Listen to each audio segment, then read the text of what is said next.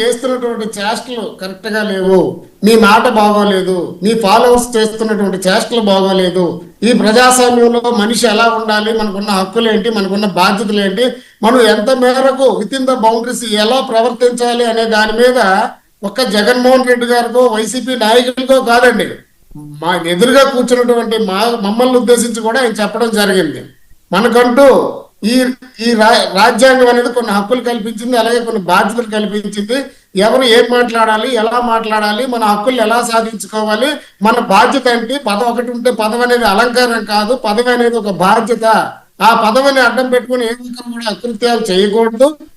మనం ప్రజలకి మేలు చేసే విధంగా మనం కానీ పని చేయగలిగితే మన పార్టీ ఆటోమేటిక్గా అదే బలోపేతం అవుతుంది అంటూనే, ఎక్కడైతే వైఎస్ఆర్సీపీ నాయకులు కానీ ఈ రోజు కూడా సోషల్ మీడియాలో వాళ్ళ యొక్క తీరు తెన్నులు మారలేదు.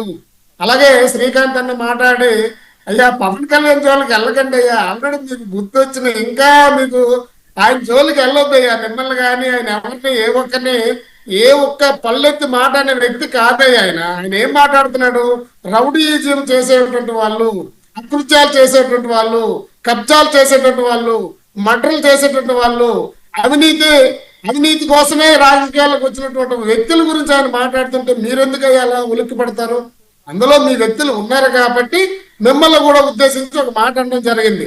దాంతోపాటు ఒక మంచి మాట కూడా చెప్పారే, జగన్మోహన్ రెడ్డి గారికి పుట్టినరోజు శుభాకాంక్షలు కూడా నేను తెలియజేశాను. ఏ ఒక్కరికి కూడా నాకు వ్యక్తిగతమైన భేషజాలు ఏమి ఉండవు, నాదంతా కూడా ప్రజాపక్షం, ప్రజలకు మేలు చేసే విధంగా ఏ ఒక్కరిని కూడా నాకు సమస్య లేదని చెప్పేసి ఆయన అనుకున్న మాటల్ని